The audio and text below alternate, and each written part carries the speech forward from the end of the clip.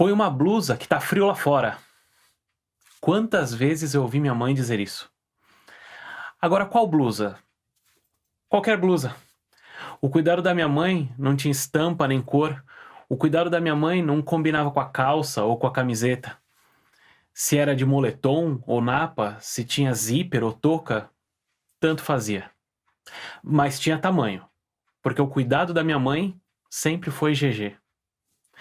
Minha mãe pode não ser estilista, ela pode não conhecer as tendências do mercado, mas a blusa que minha mãe mandava pôr, essa nunca saiu de moda. Tá no ar, Tagarela.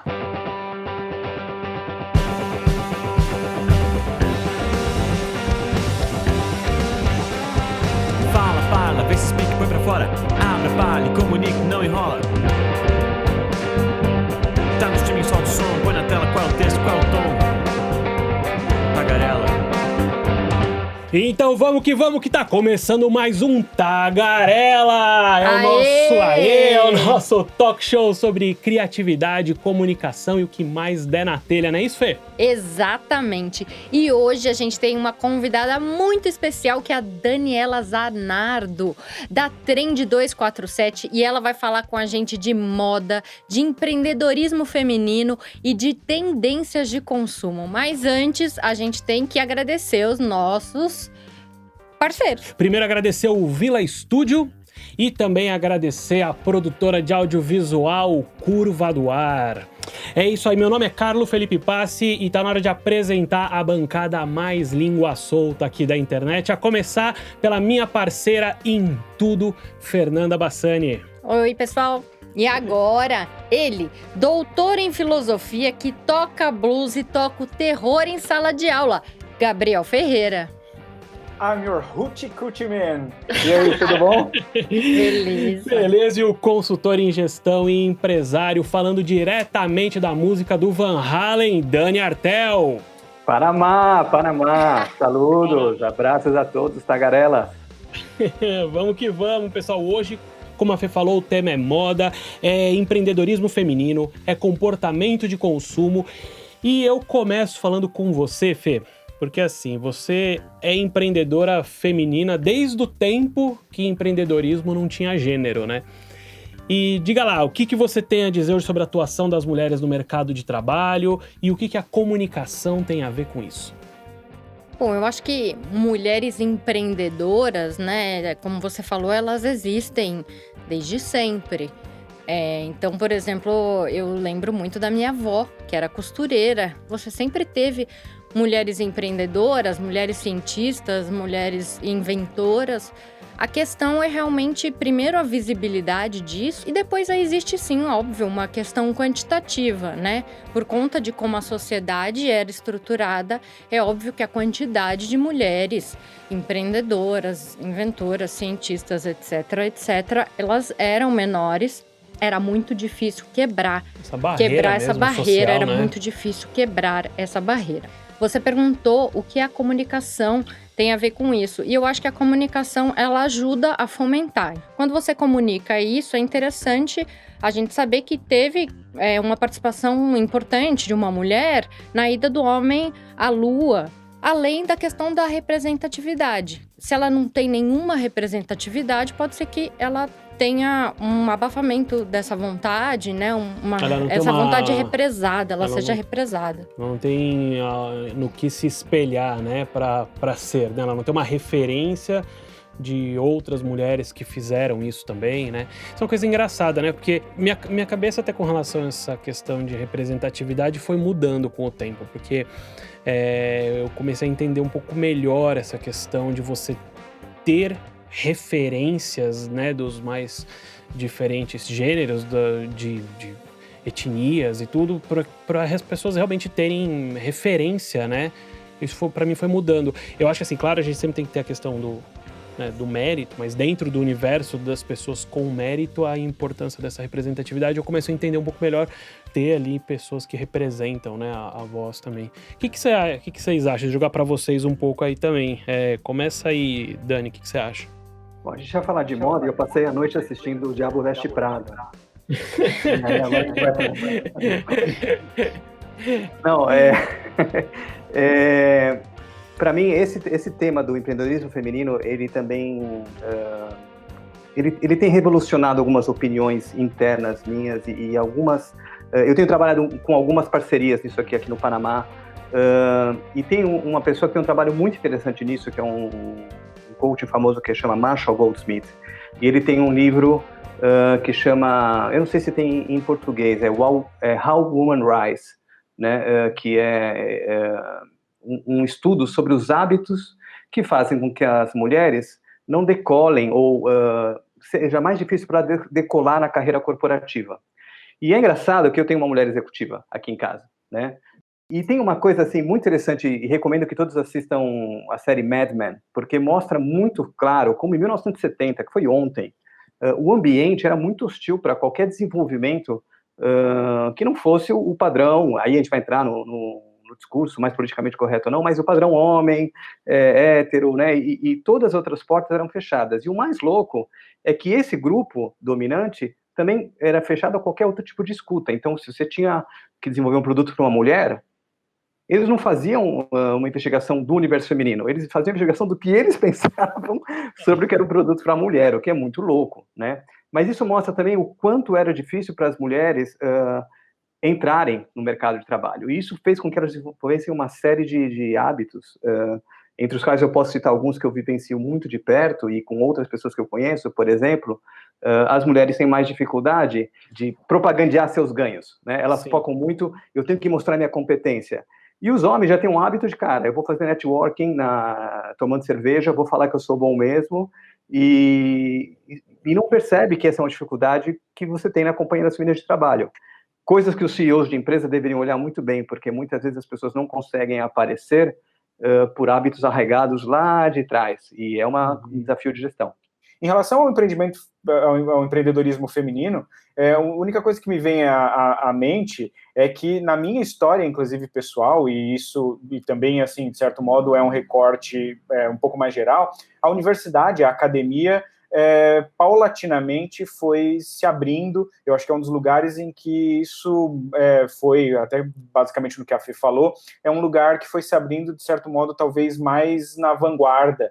Assim, foi fundamental para minha formação, eu nem sou tão velho assim, mas foi fundamental para minha formação uma série de professoras, né? Eu tive uma orientadora durante o mestrado, é uma das melhores professoras que eu já tive, enfim, em algumas partes da universidade, pelo menos nas humanidades, geralmente é bem claro que não há diferença absolutamente nenhuma quanto a gênero do ponto de vista de capacidade de fazer bem o seu trabalho. Sim, sem dúvida. E, gente, para a gente apimentar aqui um pouco a conversa, enriquecer o nosso debate, está aqui hoje com a gente ela, que é profissional / ela é fundadora e diretora criativa da Trend 247.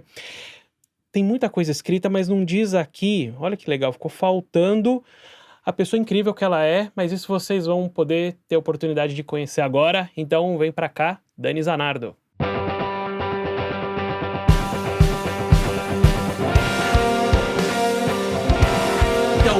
Muito bem-vinda, Daniela Zanardo. Que bom ter você aqui, querida.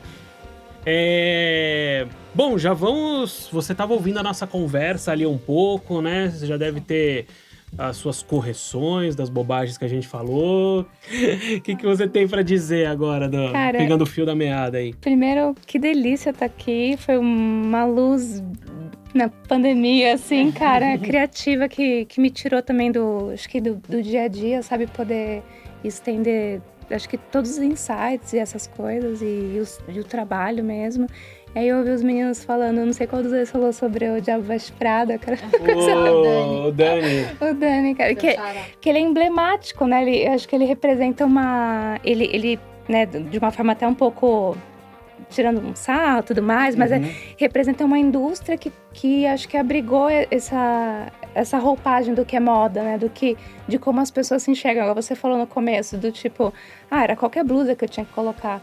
Mas você, de fato, não colocava qualquer blusa. Mesmo que fosse a qualquer blusa, você escolheu para ser qualquer, entendeu? Sim, então, assim, eu acho que não existem correções, mas o que eu gosto de ver é como as pessoas enxergam o mundo da moda hoje, porque é muito mais amplo, né? Assim, ele tem uma coisa um pouco mais Eu sou tagarela, né? Já tô assim, só pra avisar, então me Veio cortem. veio pro lugar certo. Então eu abri com o Dani, que falou que assistiu então o Diabo Veste Prada. Eu tinha deixado preparado aqui para o Gabriel e o Dani darem algumas dicas de moda. Acabei não dando espaço para isso. Diga lá, Dani. Na verdade, a minha moda ultimamente é a moda bermuda e camiseta, né? Ainda mais em termos de pandemia. A primeira pergunta que eu queria te fazer é assim, a gente veio de uma transformação tecnológica, puxada talvez por Steve Jobs, que trouxe um novo patamar estético para nossas vidas.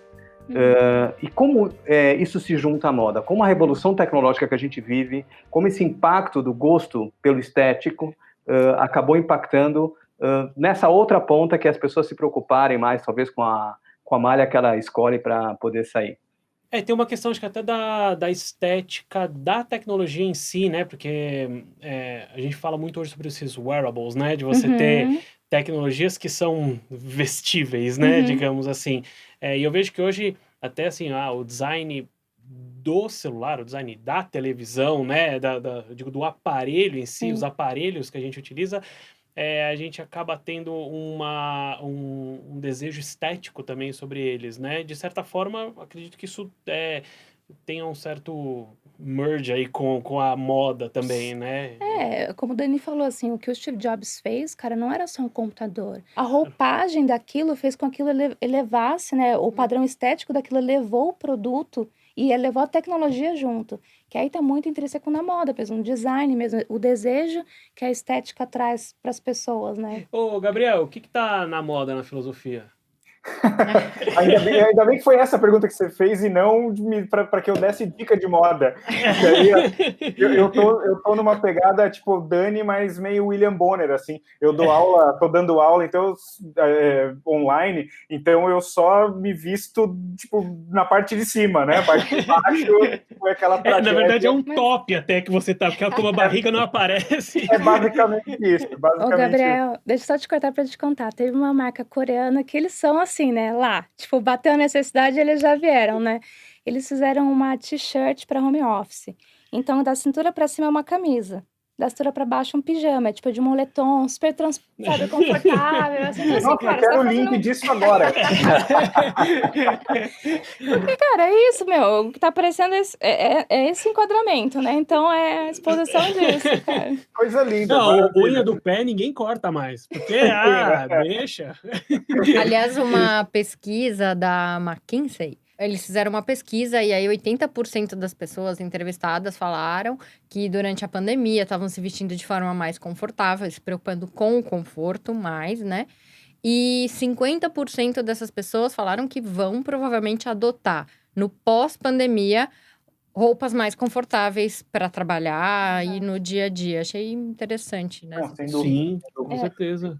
É, Mas você dizia, Gabriel... Não, então, na verdade eu queria pegar como um gancho uma coisa que você falou aí, que a nova geração já está preocupada, ela já vem com uma visão sobre moda na qual estão embarcados, vamos dizer assim, valores, né? Não meramente valores estéticos, mas valores sociais, valores morais, enfim. A moda virou agora vamos dizer assim, uma commodity na qual estão embarcados valores extra-estéticos, ou seja, fora propriamente do domínio da estética. E que isso que para nós, eventualmente, poderia soar, para a nossa geração, poderia soar como uma coisa muito anormal, para as gerações que estão vindo, isso é alguma coisa absolutamente óbvia. Não há sentido em dissociar uma expressão ou uma inclinação estética de uma expressão de valores, de olhares sobre o mundo, de cosmovisão e tal. Aí, o que eu queria perguntar para ti, assim, diretamente, o consumidor consciente em moda, ele é consciente propriamente de quê? Porque a gente fala, de certo modo, em oposição, por exemplo, ao fast fashion, o consumidor consciente está pensando na produção local, está pensando no fluxo inteiro dos materiais, enfim, está pensando em reutilização e uma série de coisas. Bom, mas quais são os outros valores que você acha que a moda está comunicando para essa nova geração? Cara, eu acho que assim, depois eu quero até falar um pouquinho sobre o que a Fê falou, que é a questão do aumento do relaxwear, que tá ligado também com o que o Gabriel falou, porque as gerações que vêm, os valores, assim, tem sim a preocupação com a Gaia, com esse mundo que a gente habita, né, com a nossa casa, tudo mais, os valores, mas assim, além disso, fazendo uma ligação com a moda, o que eu mais vejo que acontece é que eles começam a ter uma percepção como prosumidores. Então, assim, tem um vídeo incrível que são as crianças, não vou lembrar da marca agora, mas as crianças que é a geração Alpha e Z, né, que daqui a alguns anos vai ser mais de 30% dos consumidores efetivos do mercado, que eles falam, cara, você tá vendendo para mim, mas se você não comunicar certo, eu vou te avisar, eu não vou comprar, eu vou devolver o produto. Eles são super intrínsecos, sabe, assim, e diretos, porque esse consumidor, ele é prosumidor. Então, ele exige, como você falou, não só o valor sustentável, porque não é todo mundo que tem esse conhecimento de cadeia para falar, cara, ó, essa estampa localizada que você está usando usou 20% menos de água, ou é água de reuso. Não, de fato, não é todo consumidor que tem essa consciência. Por isso que é o papel da marca comunicar de uma forma fácil para o consumidor, de fato, absorver as ações que ela faz para se colocar como serviço, né? Ou como a gente fala muito do branding disso, né? De como ela está comunicando os valores que ela acredita passar. E para mim, assim, eu tive um professor incrível na faculdade, que é o professor João Braga, e que ele falava, assim, foi uma frase para mim que constitui que é moda. Moda são modos. Então, a partir do momento, né, assim, que você... Eu trabalho muito isso nas minhas consultorias, assim, como estamos vivendo. A partir do momento que você começa a responder isso, é que você começa a chegar nessas respostas, assim, né? Cara, a geração nova tá vindo como? Quais são os comportamentos deles? O que eles esperam de um produto? Ele vai comprar só uma t-shirt branca? Ou ele vai só olhar a malha? Ou ele vai olhar em quais canais essa t-shirt está sendo difundida? Quem tá levando essa t-shirt para frente? Assim, meados de 2007, 2008, a gente começou com esse shift no PDV, que as pessoas esperavam uma experiência. Então, você vê a Galeria Melissa ali na Oscar Freire, que assim... né, habita ali, é todo um espaço instagramável, tudo mais. Tem vários traços para essas gerações que precisam dessa experiência. Mas se você for para um outro tipo de contexto, ele vai estar construído para uma experiência para aquele tipo de consumidor. E aí, o que eu vejo que isso está se transformando cada vez mais, por exemplo, com essa questão que a gente tem pandêmica, o que o PDV vira hoje? O e-commerce está crescendo mais de 35% em todas as áreas. Eu tenho cliente meu que, assim, teve que fechar a franquia, mas que o e-commerce está, cara, 40% para mais. Então, as pessoas, mesmo que não tinham essa experiência de venda online, começam a ter que ter. Sim. Porque, né, chega num momento... E aí, puxando um pouco do que você falou de outros valores, e que a Fê falou também, eu tenho trazido muitos para os clientes. Assim, a pandemia só intensificou esse movimento de relaxwear. Oi, tá gostando do episódio? Não deixa de dar um joinha aí e se inscrever no canal para dar aquela força, tá? Vai lá. Vai lá. Valeu, obrigado, hein? A pandemia só intensificou esse movimento de relaxwear, que é a priorização do conforto. Uma vez que a gente tem menos tempo, a vida tá mais veloz, você tem que ter mais praticidade. Então, vem produtos multifuncionais, produtos mais confortáveis. E agora isso só intensificou porque, cara, você não sai de casa. Você vai querer se trocar por uma camisa, uma calça jeans pra ficar sentado, Gabriel Danão, o dia todo? Ou o Dani também, sabe? Ou seja, eu já era relaxwear eu já era Gabriel e não sabia, velho. Cara, eu achei demais. Eu vi uma live com a head de marketing da Havaianas. Porque não sei se vocês viram que eles lançaram tipo, Havaianas, todo mundo usa. Tcharam, né? Tipo assim, só que assim, ela falou, cara, a gente teve que rever toda a nossa comunicação durante a pandemia, porque a gente não tinha banco de imagem com pessoas usando Havaianas em casa. Aí você fala, oi? Tipo... Nossa! Exato. E eu, na hora que ela falou isso, eu falei, não, tá zoando? Ela só tá, né? Mas ela falou que realmente, assim, como a marca foi construída toda em cima de... Como já era comum a pessoa usar em casa, não precisava trabalhar nessa parte. Precisava trabalhar em levar Havaianas pra rua. Sim, né? sim. E aí, a partir do momento que agora, assim, eu tenho que puxar de novo a questão do home office, do homeware e tudo mais, eles lançaram não só as campanhas voltadas para isso, mas a meia para usar com a Havaiana em casa. A meia, eu vi Cara, chinelo e meia, é a nova... Isso. Não, e aí, assim, cristalizou, porque a meia tem dedo. ali, né, para exatamente Não é qualquer meia, é a meia deles para usar com chinelo. com a Havaiana, entendeu? exatamente. Exato. Ou seja, a sua avó já era muito de vanguarda. Muito. Olha, eu vou dizer, o pessoal pergunta muito, né? Toda vez que entrevista alguém de humor, qual o limite do humor, não sei o quê. A gente poderia trazer aqui qual o limite, né? Porque para mim, chinelo e meia, papete e meia é o meu limite. Chegamos nesse limite. Porque assim, para mim tem coisas que assim, nem pandemia.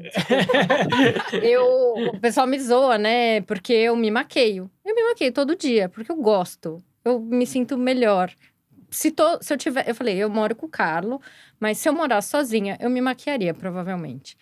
Na pandemia, eu me maqueio, normalmente. Como se nada fosse, até posso perder mais tempo, porque eu não tenho tempo do deslocamento. Então, eu posso fazer aquela mega sombra, perco todo esse tempo, todo dia. Eu parei. Então- Na pandemia, eu falei, Eu tô passando mais não tô,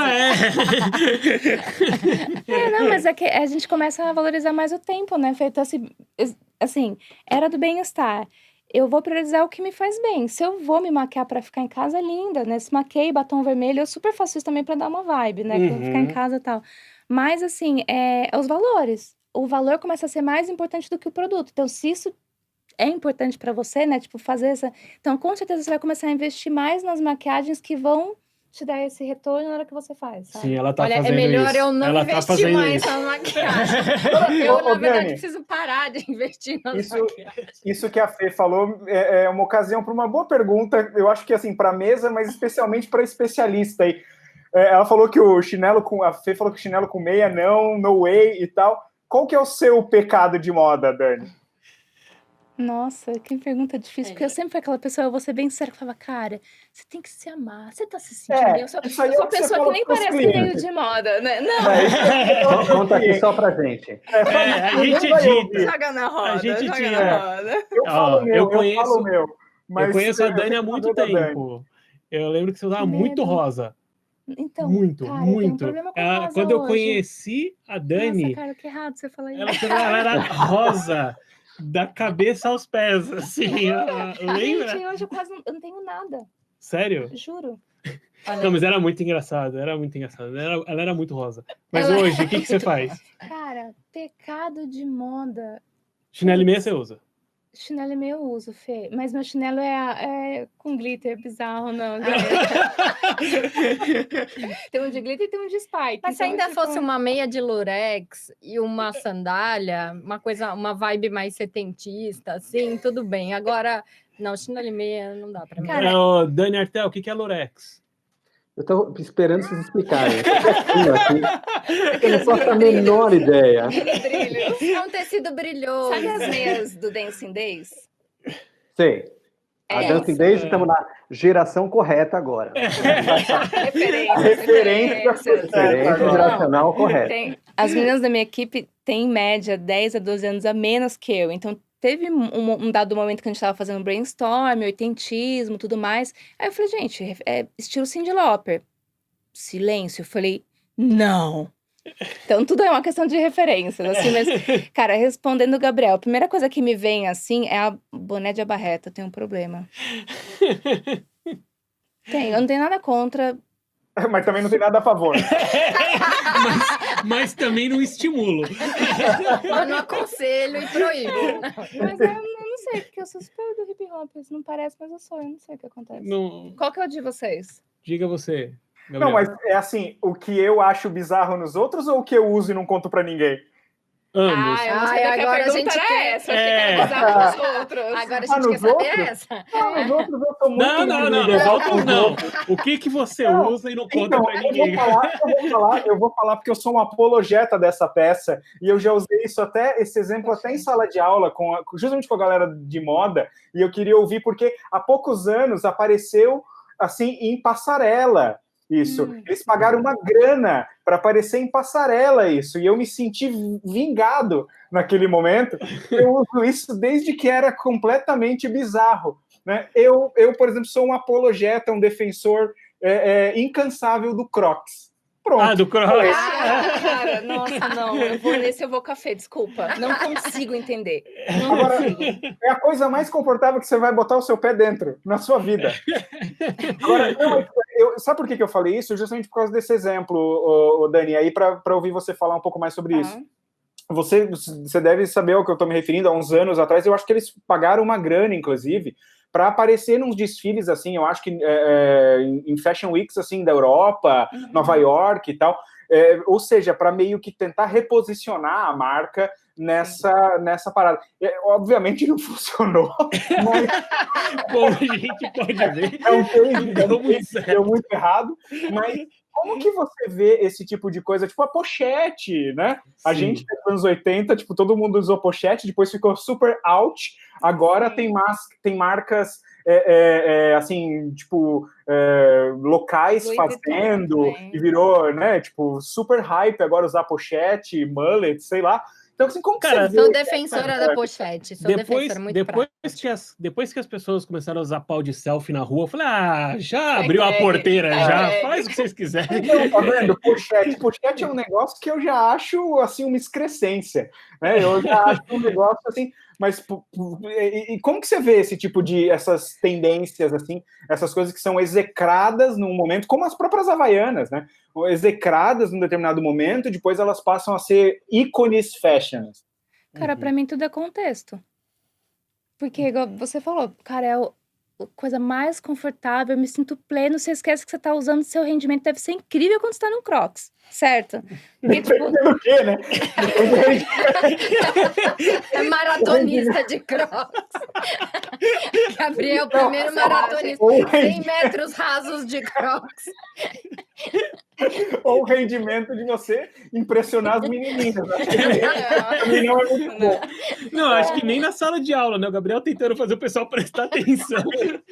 Eu quase considerei um dia aí, confesso para vocês, eu quase considerei nessa turma da moda ir um dia de Crocs. Só para ver a semente da discórdia. Vai ser maravilhoso. Experimento. Posso fazer um adendo do Crocs só?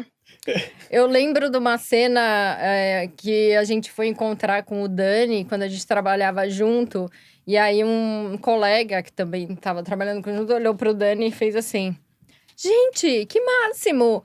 Meu chefe usa Crocs. É verdade. Eu não esqueço desse dia. Eu tava de Crocs Na no escritório. Berrine. Na Berrine. Ah, Ele olhou e falou: meu chefe usava. usa Crocs. Não sabia, gosto ainda mais do Dani agora.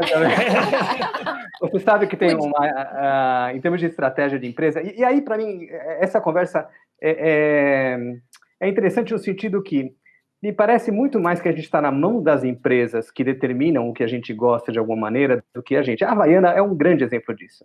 A Havaiana, para mim, era o Chico Anísio fazendo aquela...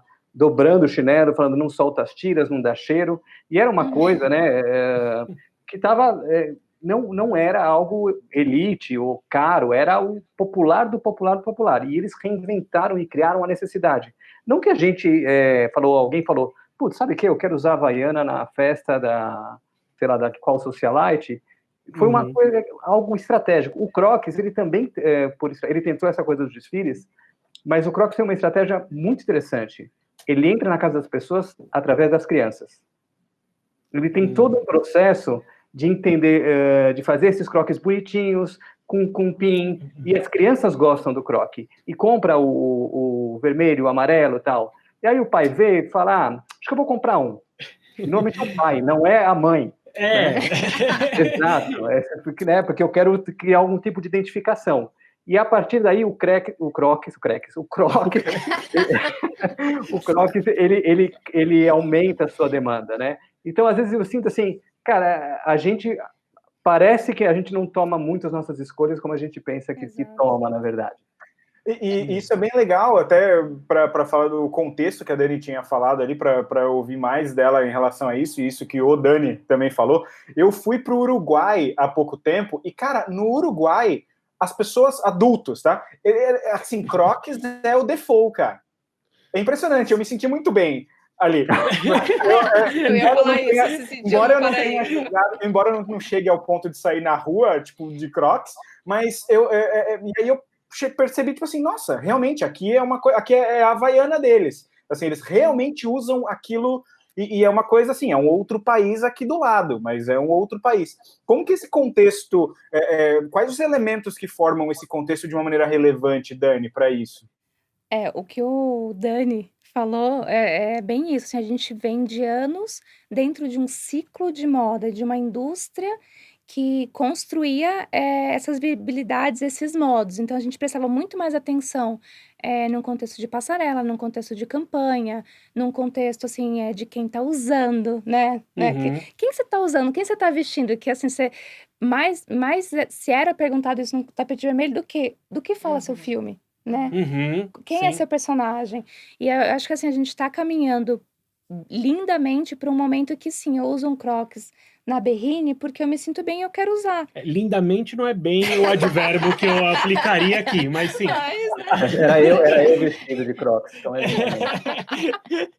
Mas acho que, assim, no momento que as empresas, as pessoas entendem que o trabalho home office está contribuindo para o dress code mudar, a gente vai aos poucos evoluir para isso, sabe? Tipo, o contexto vai começar, os paradigmas, os contextos vão cair e ser Uhum. desconstruídos para conseguir justamente abrigar, assim, cara, eu ainda tenho uma liberdade de vestimenta, porque a minha área é muito fluida, assim, você, Uhum. Gabriel sabe, né? E o Dani também, pelo contato com as pessoas de moda, né? Que é uma forma de expressividade, né? Assim como todo Sim. mundo, mas pra gente é mais plástico ainda. Mas para as pessoas que têm outros contextos, eu conheço muitos da área do direito. E, cara, para mim, o dia que eu fui no Tribunal de Justiça de São Paulo, eu fiquei assim, uau! Em 5 minutos você consegue fazer um checklist feminino e masculino do que você precisa, de como você precisa se vestir para ter Uhum. aquela imagem, né?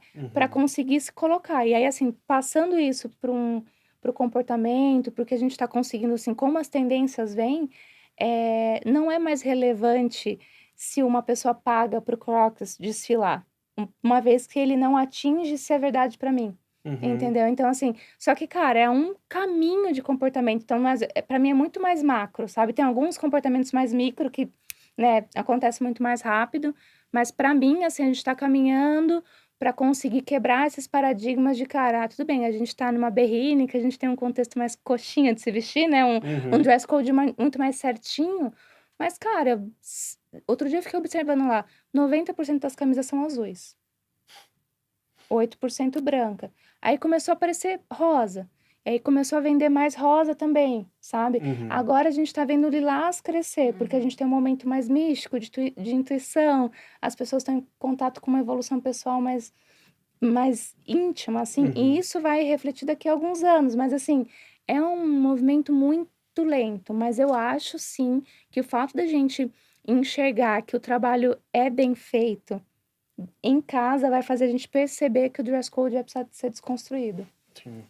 Uma pergunta quase conectada a isso, né? Que eu vi que você trabalha com criatividade, né? E a gente está nesse momento super turbulento no mundo, e você está falando também que, e não é só a parte do Covid, né, e que está mudando alguns hábitos, mas também é youtuber que influencia, eu sinto que a indústria da moda, que é uma indústria criativa, ela também tem que se reinventar no sentido que não é ela mais que fica dando o padrão ainda. Isso vai mudar cada vez mais, né? Eu acho que as empresas que falam, eu que dou o padrão e você me segue, acho que, como você falou, isso vai ser cada vez mais difícil. Criatividade é um processo individual, é uma habilidade que pode ser desenvolvida, ou dentro das empresas, há ferramentas e estilos para você desenvolver processos que levem a um processo de criatividade organizacional, por assim falar, na sua visão. E o que precisa para desenvolver isso? Para mim, a criatividade é uma das grandes habilidades desse século e do próximo, que vai fazer de fato as pessoas se descolarem do que elas são, de como elas vêm vivendo, de como elas vêm trabalhando. Acho sim que tem pessoas, por questão de personalidade, né, que nascem com uma predisposição a isso, mas é uma habilidade. Cara, assim, se você for na academia e treinar todo dia, sarado, tarará. E a criatividade, para mim, está treinando um outro local do corpo. Então, é você dar exercícios e criar contextos, principalmente tirando um pouco da utopia da indústria que a gente tem hoje, sabe? Que é bem engessada, assim, profissional, para justamente trazer esses insights para quem está dentro. Eu vi a Daniela Kleinman, que é uma super futurista, cara, tem uns insights demais, assim, e ela falou muito claramente, assim, que a escola é um modelo, a indústria é um modelo da escola que a gente tem hoje, né? Então, assim, a partir do momento que é inserido desde cedo mais insights criativos, mais exercícios para você conseguir trabalhar essa personalidade, não só a personalidade, mas esse lado mais criativo mesmo, isso vai se refletir, na minha opinião, para o mercado de trabalho. Uhum. Então, assim, hoje eu venho da área de moda, mas assim, eu sou muito mais comportamento e criatividade hoje. E nos workshops de criatividade, as pessoas têm essa luz, esse insight, assim, de ter exercícios para trabalhar essa habilidade que normalmente elas não fariam. Então, eu vejo sim como uma coisa até assim, que as marcas têm que colocar luz, as empresas têm que colocar luz para justamente nesse momento, não pandêmico, mas assim, de ápice de ansiedade, de burnout, de falta de estímulo das pessoas, justamente de ter uma mudança de comportamento. Antes do Covid, o que mais matava as pessoas era o suicídio. Então, assim, é a hora da gente fazer alguma coisa para conseguir que as pessoas tenham uma outra posição. E eu acho que não depende só de personalidade, depende realmente de um treino. esforço, né? Exato, exatamente. É como eu vejo, assim, não sei o que vocês acham. Você tem falado muito de propósito, né? Nas lives. Eu vi algumas na vida. Nas lives. Momento muito reflexivo de pandemia, ando me perguntando o meu propósito, o propósito do universo. E pensando nessa questão do propósito, eu fiz uma pergunta aqui que ela até ficou um pouco longa, que são 3 perguntas em uma, que seria... qual a importância de comunicar para o mercado o propósito de uma marca? Se, no caso dos pequenos empreendedores, o propósito pessoal se confunde com o propósito da marca? E arrematando aí, se essa busca por um propósito, ela às vezes é meio supervalorizada no sentido de que o propósito pode ser unicamente eu abrir um negócio para poder ganhar uma graninha para pagar meus boletos no final do mês. Eu vou fazer uma brincadeira, então. Se eu perguntar, começando pelo Dani, qual que é o teu propósito? Meu propósito é tagarelar aqui. Não, na verdade, assim, eu não tenho essa resposta. É um processo de desenvolvimento individual constante e ele muda, né? O meu propósito como pessoa, como ética, como princípio, ele é colocado à prova, e agora na Covid, por exemplo, em muitas situações. Então, o meu propósito é viver eticamente, é viver em acordo com o meu discurso e com a minha prática. Se eu puder influenciar os outros nisso, eu estou feliz. Bom, Gabriel. Nossa, eu fiquei até emocionado, nem sei o que eu falo agora. Mas eu já combinado com ela antes, eu tinha combinado. Desculpa. Droga. Ela falou assim, meu propósito é ensinar, né? O Gabriel deve entender, falou assim, mais ou menos, meu propósito é ensinar e apavorar os alunos também em sala de aula. Não, eu acho que como propósito de vida, eu acho que é cada vez mais compreender a realidade. Eu gosto muito da palavra Verstehen, de compreensão. É uma coisa de você estar diante de alguma coisa. No alemão é melhor do que em português. Você estar diante de alguma coisa que você deve se apropriar. Eu acho que a compreensão da realidade é um propósito que eu acho que é a condição de possibilidade, por exemplo, de você ser ético com as outras pessoas, de você ensinar as outras pessoas, enfim, então expandir a compreensão da realidade. Uau. E vocês? Você vê que esse é um programa realmente que o entrevistado pergunta para o entrevistador. Exato. Eu acho que meu propósito é mutável também, né? Ainda mais eu, a pessoa um pouco plural, vamos usar essa palavra, né? Esse eufemismo, a pessoa advogada, não sei o quê, papapá. Mas assim, hoje, o que eu acho que é meu propósito é divertir as pessoas. E se eu puder fazer isso, ajudando a melhorar a vida delas, transmitindo algum conhecimento, acho que hoje seria esse meu propósito. Eu gosto dessas 2 coisas. Passar uma informação, um conhecimento e, ao mesmo tempo, divertir as pessoas. Muito bom. Fiquei por último. Vamos pensar. Ó, eu não sei se eu sei o meu propósito. Eu sei que tudo que eu faço é de propósito. Já. Não, brincadeira. Mas eu acho que a Fê tocou num ponto que é muito crucial mesmo. Eu sempre tive uma preocupação muito grande de passar. Por conta da empresa, então esse lado empreendedor, a parte de conteúdo também. Então eu sempre tive uma ideia de que eu devia também me enveredar pelo lado de treinamentos, de aulas, que era algo que eu gostava bastante, sempre gostei muito da área acadêmica. E eu sinto que de um tempo para cá, mais recente, eu fui percebendo que essas coisas, na verdade, elas só tangenciam, elas fazem parte de um prisma. Mas que assim, no cerne, é curioso, mas eu simplifiquei muito também. Eu percebo que isso que a Fê comentou hoje também está muito naquilo que eu acredito que, assim, meu propósito é divertir. E quando a gente fala divertir, não é divertir no sentido de fazer piada, de fazer humor, porque eu nem acho que essa é a minha. Eu acho que tem pessoas que fazem humor infinitamente melhor do que eu. Mas esse lado de, assim, ser no dia da pessoa alguém que ajudou ela a esquecer um pouco dos problemas que ela tem, sabe? Então, assim, se eu consigo escrever um texto que ela lê de manhã e fala, nossa, que texto legal, que me motivou, ou eu escrevo uma coisa que faz a pessoa dar risada, ou eu acho que aí eu atingi aquilo, me faz dormir melhor. Falo, nossa, eu atingi aquilo que eu queria hoje. Então, acho que talvez esteja ligado com esse divertir. Tem até, ô Gabriel, tem até um. É o Kierkegaard que fala de divertissement, que ele fala dessa coisa de É o você. Pascal. Pascal. Que é bem interessante. Antes, até acho que bem legal você ter lembrado dessa ideia, que geralmente a gente acha que divertimento é alguma coisa de pouco valor, enfim, ser engraçadinho e coisas assim, né? Quando na verdade não é. Né? O divertissement do Pascal é justamente aquilo que torna a vida suportável. Né? Ou seja, a vida é bastante difícil de ser levada adiante, tem uma série de tensões, atravessamentos, problemas, e o divertissement é aquilo que te diverte, né? Aquilo que te desvia, mas não para que você esqueça, não de uma maneira alienante, senão de uma maneira que torne as coisas mais palatáveis, né? Mas eu me senti mal, porque eu sou o único cara egoísta de todos nós 5 aqui. Todo mundo tem propósitos para as outras pessoas, eu tenho para mim mesmo. O que você falou, Dani?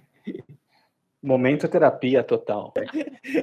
Você discute isso na terapia depois. Na verdade, é tentar responder as perguntas pelo final, porque se vocês pararem para pensar, não tem nada que vocês fazem que não tem o propósito de vocês. Sim, sem dúvida. Não é? Então, assim, é muito difícil, até acho que para quem está empreendendo, se deslocar do propósito hoje. Quanto mais você, na minha opinião, se distancia do que você nasceu para fazer, menos você faz com verdade. E aí você vai se conectar ainda menos com, seja um consumidor, um cliente, um aluno, enfim, né? Mas é uma coisa que a gente está percebendo agora. Porque a gente, antes, como vocês falaram, assim, de outras gerações, ninguém nem se preocupava com isso. Com saúde mental, com evolução pessoal, né? Então, assim, para mim, o saber o propósito não é que é uma coisa engessada, mas você ter a ciência de se conectar com isso constantemente, sabe? Tem um discurso do Matthew McConaughey que ele fez em alguma edição do Oscar, que ele faz assim, cara, meu herói, né, que quem eu quero ser, ou quem eu nasci para ser, tá sempre 15 anos para frente. E é meio que isso, assim, a gente coloca algumas coisas, né, para continuar correndo atrás. E aí eu acho que isso vai validando o propósito e vai, igual a Fê falou, tipo, é mutável, né? Num dado momento você tá mergulhado naquilo que te faz pleno, que te faz feliz, que te coloca na vida bem, né, e pros outros, e depois pode ser que isso mude. Mas eu acho que tá diretamente ligado e isso vai fazer cada vez mais sentido para onde a gente está caminhando. Não sei se, o que vocês acham, assim. Não, eu concordo. Eu acho que tem até uma questão, o fato de ser mutável tem muito a ver também até com as fases da vida, no sentido até de desenvolvimento profissional, né? Porque no começo, é difícil você ir lá com... Eu, pelo menos, comecei a empreender muito cedo, por conta até da influência do meu pai. lá no começo, assim, eu malemar entendia muito bem o que eu tava fazendo, assim, né? Então, eu tava mais preocupado ali em conseguir começar a vender umas primeiras coisas, a estruturar. E aí depois você vai percebendo que a sua mola propulsora não é aquela, não é? Porque eu percebo assim, a hora que eu atingir determinado faturamento, eu vou estar bem. Aí você atinge e não, ainda não é isso. Não, então acho que a hora que eu conseguir ter um escritório legal, aí você consegue, não, não é isso. Então é a equipe. E uma hora você percebe que não, o que te empurra pra frente não tá ali, né? É algo que você traz de dentro mesmo, né? E acho que tem uma coisa importante nisso, desculpa, Dani, que eu acho que assim, aí sim é uma frase do Kierkegaard, que eu acho que é bem interessante, que a vida é vivida para frente, mas ela é compreendida para trás, né? A gente vive, obviamente, pensando nos nossos paradigmas ou nos nossos parâmetros daqui a 15 anos, como você falou, mas eles fazem ou não fazem sentido, eles são satisfeitos ou são abandonados quando a gente olha para trás, né? Então, eu acho que ser consciente desse jogo antitético, assim, de viver para o futuro, mas entendendo, olhando para trás, eu acho que é alguma coisa absolutamente fundamental nisso. Agora, só fazendo um contraponto, e que esse tema do propósito me encanta por um lado, mas por outro lado eu acho que assim, tem muita gente, e também não tem problema, que o propósito é ganhar dinheiro, né? Como eu comentei, né? Às vezes o seu propósito é simplesmente ter um negócio ali para pagar suas contas, né? E você pode mudar isso ou não. Me incomoda, e eu não sei se a Dani tem visto isso, a busca do propósito como marketing, né? Ou a busca do propósito com uma solução para resolver a crise da minha empresa. Se é uma crise do empresário, né, do diretor executivo, que ele tem uma crise pessoal e ele já não fala, olha, eu montei esse banco e hoje esse banco, pegando um exemplo estereotipado, tá? E esse banco, ele explora as pessoas, sei lá, eu quero mudar isso para um banco que vai gerar mais desenvolvimento social. Tá bom, essa é uma crise dele. Não necessariamente é uma crise do negócio. Muitas vezes essa crise vem porque o negócio está mal e eu falo, então eu preciso achar um propósito. Ou está na moda, já que a gente está falando de moda, ter um propósito, senão eu não tenho que escrever no meu site. E aí eu acho que nós estamos realmente indo para um caminho muito equivocado, e quando eu vejo isso em algumas empresas, me assusta, porque também não é isso. Né? Se você não tiver um propósito verdadeiro, não adianta você contratar um consultor para descobrir o seu propósito. Você pode contratar uma ajuda, mas a busca é sua. Não é um consultor que vai ter uma metodologia para você chegar no seu propósito. E ainda mais empresas, né? Tem empresas que nascem com propósito, que elas têm isso muito claro dentro delas. Ninguém precisou ensinar. É um pouco como aula de empreendedorismo, né? O empreendedor, cara, ele está fazendo, né? Enquanto eu tenho um amigo que ele tem uma cadeia de restaurantes e está sofrendo muito agora, e ele fala, esse sofrimento, cara, é o empreendedor que tem. Não tem isso que aula de empreendedorismo que vai te ensinar. Enquanto as pessoas que querem ser empreendedor estão no banco de faculdades buscando aprender empreendedorismo, eles estão fazendo. Não quer dizer que o empreendedor não tenha que se educar e que as noções de empreendedorismo não sejam boas para pessoa, mas quero ser empreendedor, então a primeira coisa que eu vou fazer é um curso de empreendedorismo. Não seja empreendedor. Sim. Dani, eu acho que assim, dentro do contexto de empresa, o que eu vejo hoje é que a busca do propósito é a nova sustentabilidade, sabe? Então a gente passou assim por um período que todo mundo assim, go green, sustentável, tudo mais. E isso virou, assim como a palavra tendência, super exacerbado, explorado, que até perde um pouco do próprio valor. E hoje é isso que você falou. Eu acho que não tem como isso não existir pelos tipos de pessoa que existem. Então, eu acho que vai existir isso e, de fato, vai ter pessoa que vai falar, cara, a minha marca é verde, ou minha marca tem propósito, mas, de fato, não entende o viés da coisa, a profundidade da coisa. É isso que você falou, e não adianta nada chamar um consultor ou montar um curso, ou ter alguém lá, ou fazer um marketing, que pode ser que até que funcione para algumas pessoas, mas, no fundo, não é verdadeiro, né? Não é sustentável. Mas, assim, exato. Não é sustentável. Exato. Acho que tem que ser natural, né? Daniela,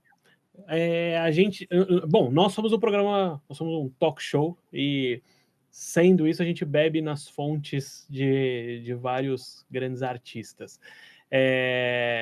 Entre eles, a gente gosta de prestar uma certa homenagem a um programa específico que era o Provocações do Abu Janra, com Abu Janra, e assim como ele, a gente cravou uma pergunta final sempre que a gente faz a quem vem aqui tagarelar com a gente.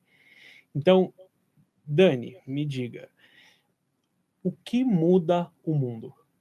As pessoas. Dani, o que muda o mundo? Ficando com medo de vocês.